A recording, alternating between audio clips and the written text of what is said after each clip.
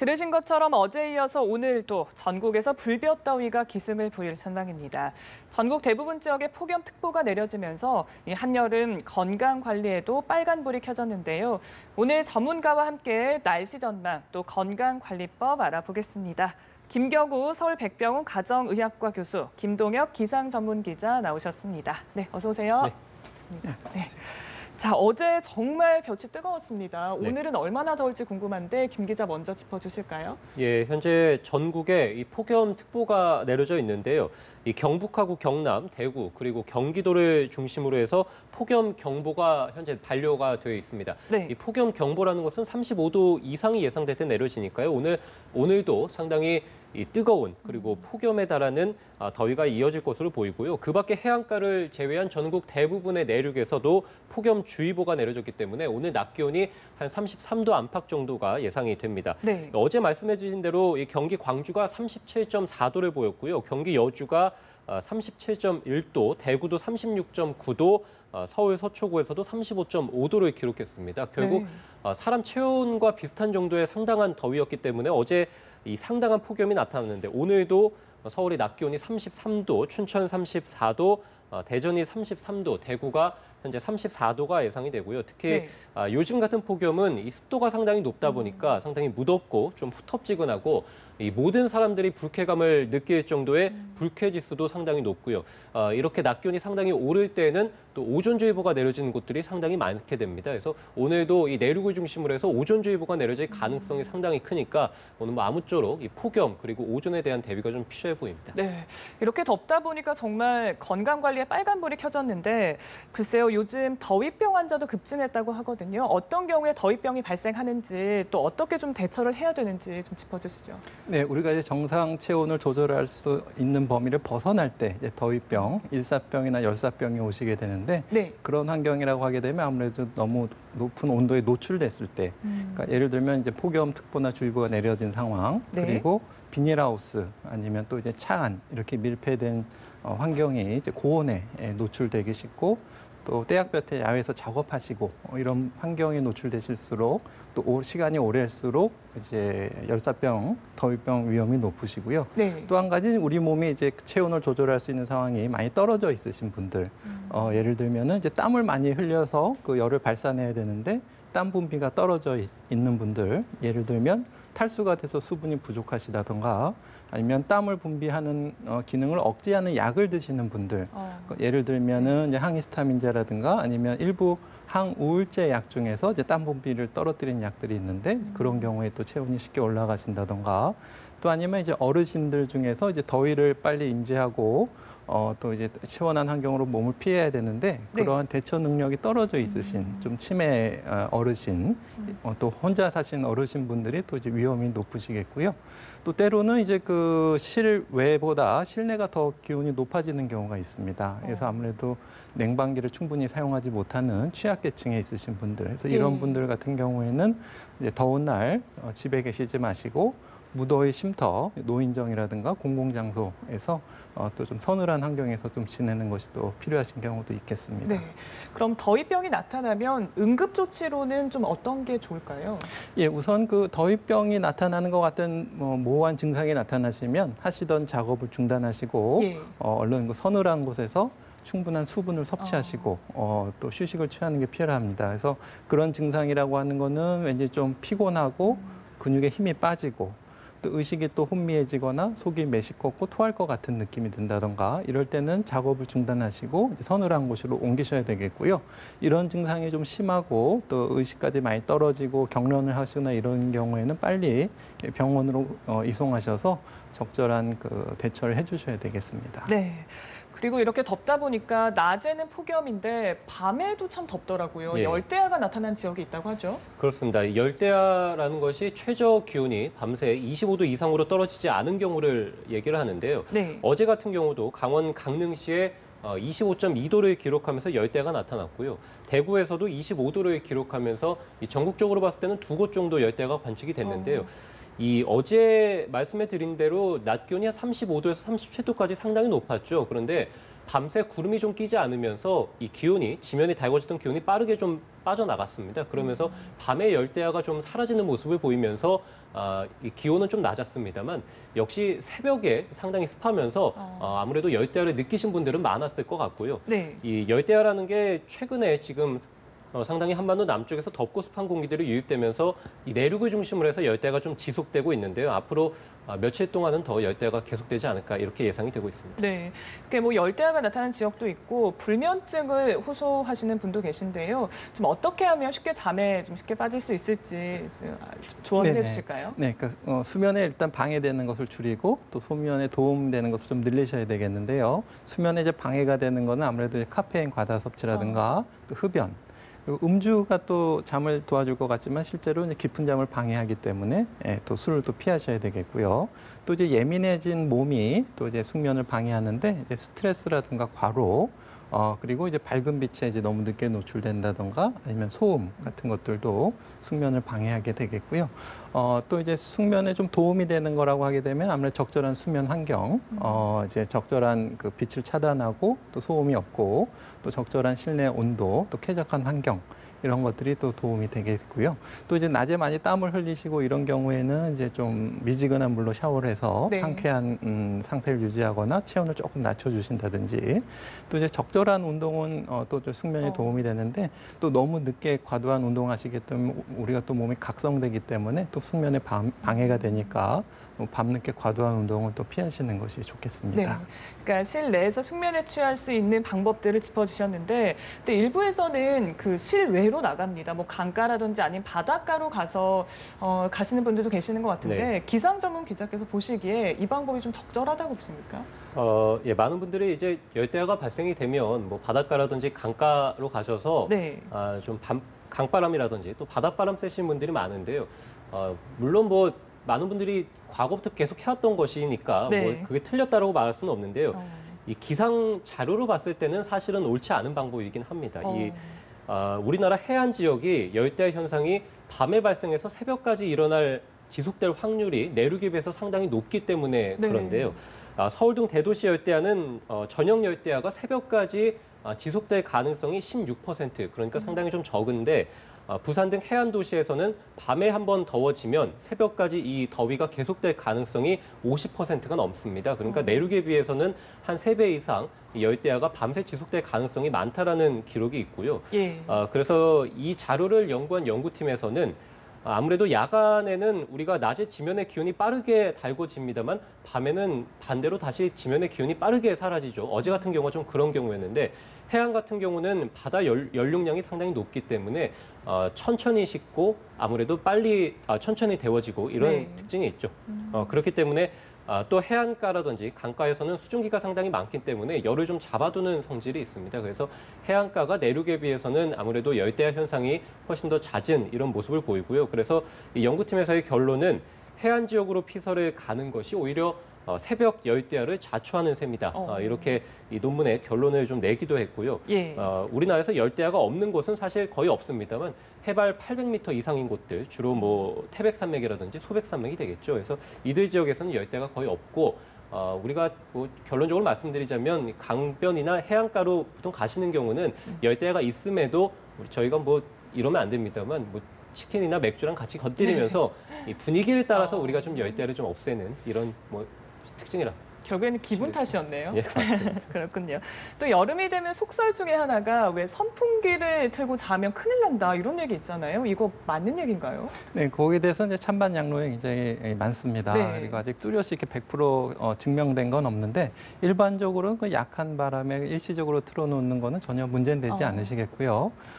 다만 우리가 이제 경험적으로 봐도 이제 강한 바람을 쓸 때 좀 호흡이 곤란한 경우가 오지 않습니까? 그래서 일부 좀 수면 무호흡이라든가 수면 장애가 있다던가 관련 질병이 있으신 분들 같은 경우에 너무 과한 선풍기 바람은 이제 호흡에 좀 영향을 줘서 위험할 수도 있겠다. 이건 제 개인적인 의견이라서 네. 100% 안전하다고는 할 수는 없지만 그래도 뭐 약한 바람에 일시적으로 트는 정도는 뭐 큰 문제는 없으실 것 같습니다. 그러니까 결국에는 과유불급인데 과유불급 또 있습니다. 바로 에어컨이죠. 너무 심하게 틀다 보면 냉방병에 걸리기 쉬운데 냉방병에 걸리면 어떤 증상이 나타나는지 또 예방법은 어떤 게 있을지 좀 짚어주시죠. 네, 그래서 과도한 이제 실내 온도를 이렇게 낮췄을 때 네. 우리가 보통은 이제 뭐 긴팔을 입거나 그러면 괜찮지만 특히 여름에는 짧고 얇은 옷들을 입기 때문에 이렇게 낮아진 온도에 대해서 굉장히 체온을 쉽게 잃을 수가 있습니다. 그래서 우리가 이제 바깥에서 야외 활동에서 이제 몸이 더워진 상태에서는 딱 에어컨 들어왔을 때 찬바람이 들어와야지 시원하다고 느끼시지만은 우리가 이제 적정 온도 한 26도 내지 27도 정도 26에서 7도 27도요. 정도 예. 맞춰주시면은 그때는 약간 좀 아주 시원하다는 느낌은 안 듭니다. 하지만 이제 장시간 있게 되면은 그 정도의 적정한 온도시기 때문에 너무 낮추지 않도록 하시는 게 좋겠고요. 또 선풍기나 이제 에어컨 바람에서 여러 가지 세균이나 진균 같은 것들이 또 이제 호흡기 질환을 일으킬 수가 있기 때문에 잘 청소해 주셔서 사용해 주시는 것이 좋겠습니다. 네.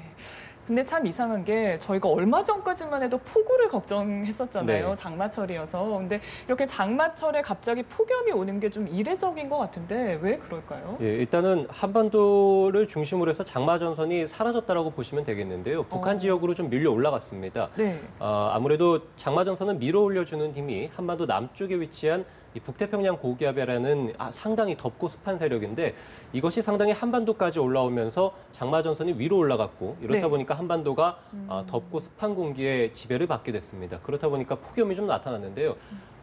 예상보다 훨씬 더 강하게 나타난 폭염의 원인을 보자면 역시 태풍이라고 꼽을 수 있을 것 같습니다. 태풍이 이 괌에서 발생을 해가지고 대만을 관통해서 현재 중국까지 가서 현재는 소멸을 했습니다만 이 태풍이 올라오면서 북태평양 고기압하고 서로 세력 다툼을 하게 되는데요. 아무래도 북태평양 고기압의 세력이 원체 강하다 보니까 태풍이 뚫고 올라오지는 못합니다. 그렇다 보니까 이 태풍의 세력이 북태평양 고기압의 아래쪽 가장자리에 따라서 괌을 지나서 오키나와를 지나서 대만 그리고 중국 쪽으로 가게 됐는데 이렇다 보니까 이 북태평양 고기압이 태풍에 밀려서 한반도 쪽으로까지 북상을 하게 된 것이죠. 결국에는 태풍이 북태평양 고기압을 한반도 쪽으로 올리면서 한반도가 상당히 덥고 습한 공기에 영향을 받게 됐는데 네. 이 태풍이 또 몰고 온 열대 지방에 상당히 뜨거운 또 열기가 같이 들어오다 보니까 역시 한반도에서 이 폭염 경보까지 내려질 정도로 낮 기온이 35도를 넘기도 했습니다만 이렇게 상당히 좀 폭염이 자주 좀 지속될 수 있는 가능성이 좀 커지게 됐습니다. 네. 그러니까 말씀처럼 이렇게 장마철에 덥고 습하기까지 하다 보니까 세균 증식이 잘 되지 않습니까? 그래서 개인적으로 저도 음식물 관리하는 게 굉장히 힘들더라고요. 이렇게 여름철에 냉장고만 또 믿을 수는 없고 어떻게 좀 관리를 하면 좋을지 좀 짚어주실까요? 예, 이론적으로는 무균 상태에서 밀폐가 된 상태라면은 세균 번식이 없습니다. 근데 그런 상황은 좀 만들기가 어렵겠고 또 이제 더운 환경보다는 아무래도 이제 서늘한 냉장고나 냉동고가 이제 음식 보관하기에는 이제 안전하죠. 네. 그래서 가급적이면 냉장고, 냉동고를 이용하시는데 그것만을 맹신하다가는 또 위험할 수가 있습니다. 왜냐하면 이제 낮은 온도에서도 서서히 균이 증식하기 때문에 그리고 냉동고라고 해서 이제 균이 죽는 건 아니고 거기 잠시 잠복해 있을 뿐이지 이제 실온에 오면 다시 또 번식을 할 수가 있어서 해동하는 과정도 또 위생 관리가 또 필요하실 수가 있겠고요. 그래서 가급적이 냉장고를 잘 청소하시고 그다음에 잘 밀폐해서 냉장고 안에서 또 음식들이 오염되지 않게 잘 밀폐 청소해 주시고 그다음에 너무 오래 보관하지 않도록 하시고 또 이제 보관할 때는 가급적 균이 없는 깨끗한 상태로 보관하시는 것이 좋겠습니다. 네, 위생 관리를 좀 철저히 해주셔야 될 것 같고요. 근데 이렇게 장마가 끝나기도 전에 폭염이 찾아오다 보니까 남은 여름에는 얼마나 더울까 참 걱정이 되더라고요. 좀 전망을 해주시죠. 예, 우선은 지금의 폭염은 내일까지 좀 이어질 것 같고요. 아무래도 이 태풍이 몰고 온 이 열기가 계속해서 좀 남아 있는데 아무래도 지금의 폭염이 없어지려면 비가 좀 내리는 수밖에 없습니다. 그래서 태풍이 지금 중국 쪽에서 소멸했다라고 제가 말씀을 드렸는데 이 태풍이 중국 쪽에서 소멸을 하면서 남아있는 비구름대가 서서히 한반도 쪽으로 들어오게 됩니다. 그래서 내일 제주도를 시작으로 해서 충청 이남 그리고 화요일에는 전국적으로 비가 내릴 것으로 보입니다. 그렇기 때문에 내일까지는 이 전국 내륙을 중심으로 해서는 이 33도 안팎의 폭염이 이어질 것으로 보이고요. 이후에 화요일에 비가 내리면서 여기가 잠시 좀 꺾일 것으로 보이고 한반도 주변으로 해서 비가 내린다는 것은 결국에는 다시 한번 기압계가 제자리로 돌아간다는 의미거든요. 아직까지는 장마철입니다. 그래서 장마 전선이 다시 한번 활성화될 가능성이 있겠고 다음 주 후반을 중심으로 해서 다시 한번 전국적으로 장맛비가 내립니다. 그렇기 때문에 지금의 폭염은 내일까지 이어진 뒤에 당분간에는 이런 무더위라든지 폭염 같은 것은 당분간 좀 사라지지 않을까 이렇게 예상이 되고요. 네. 올여름 같은 경우는 아무래도 기상청에서 8월 달에 평년보다 상당히 더울 것으로 전망을 했기 때문에 올해 폭염은 8월 달에 상당히 좀 극심하게 다시 한번 찾아오지 않을까 이렇게 예상이 되고 올해 폭염은 좀 길게 이어질 것으로 또 전망이 되고 있습니다. 네, 날씨 전망 여기까지 좀 듣고 여름철에 걸릴 수 있는 뭐 각종 병 이런 거 좀 더 알아보도록 하겠습니다.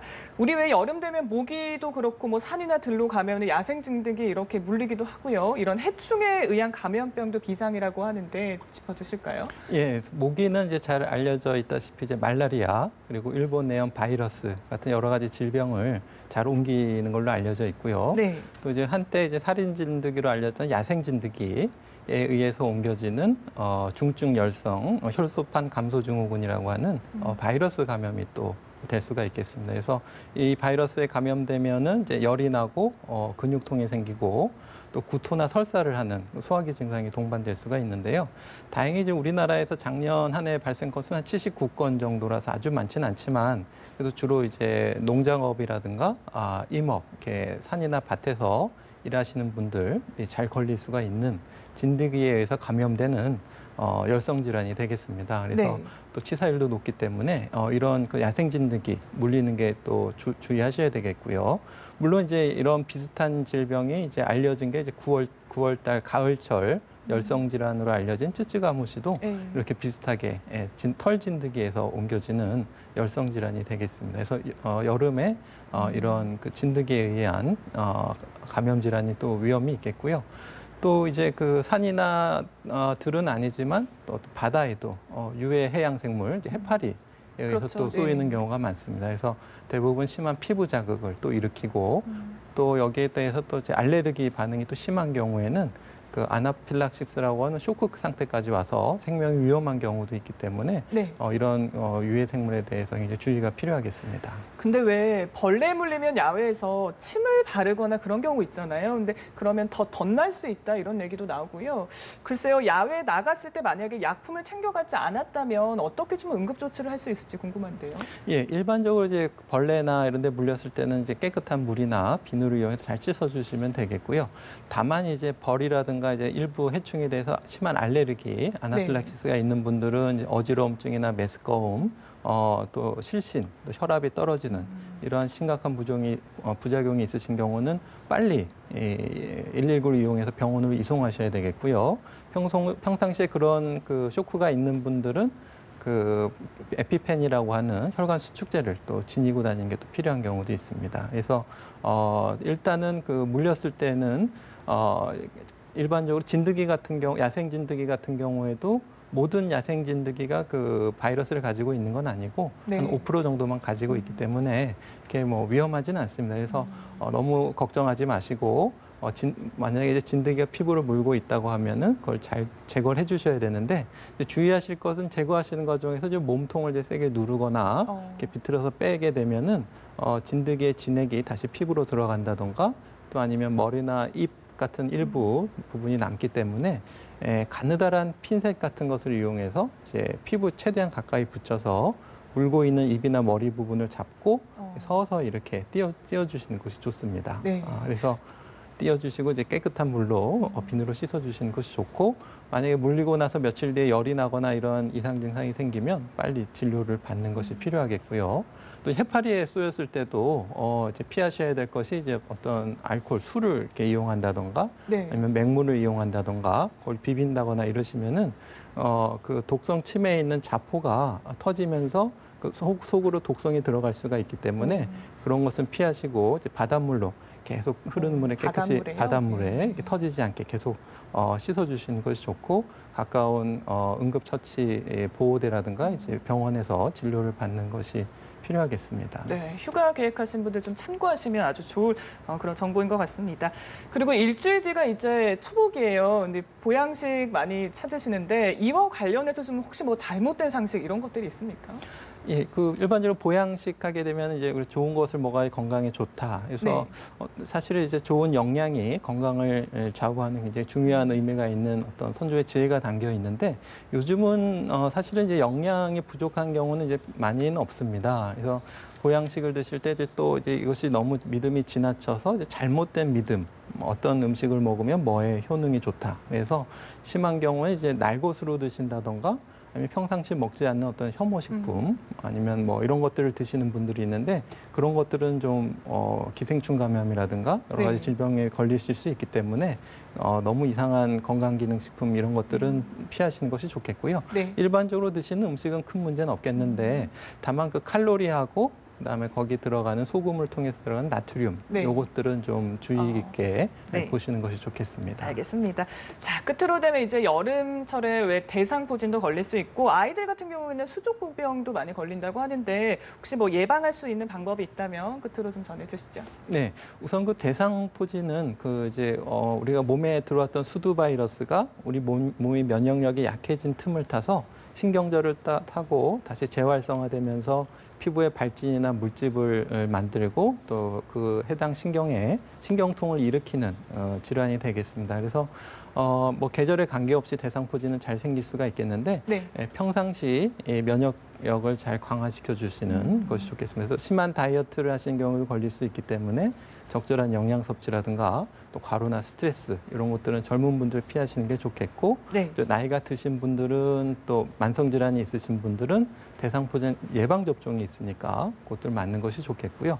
그다음에 어린이들이 잘 걸리는 수족구병이 굉장히 유행인데 이제 접촉을 통해서 많이 걸립니다. 그래서 영유아들은 이제 스스로 이제 위생 관리하는 능력이 떨어져 있기 때문에 어린이집이라든가 돌보시는 어른들도 손을 잘 씻고 또 아이들이 잘 만지는 장난감이라든가 문손잡이 이런 데는 잘 닦아서 위생적으로 그걸 통해서 접촉 감염이 일어나지 않도록 잘 관리해 주시는 것이 필요하겠습니다. 네, 고맙습니다. 오늘 두 분이 전해주신 그 정보들 잘 참고하셔서 여름철 건강하게 나길 바라겠습니다. 지금까지 김경우 서울백병원 가정의학과 교수, 김동혁 기상전문기자였습니다. 두 분 고맙습니다. 네, 감사합니다.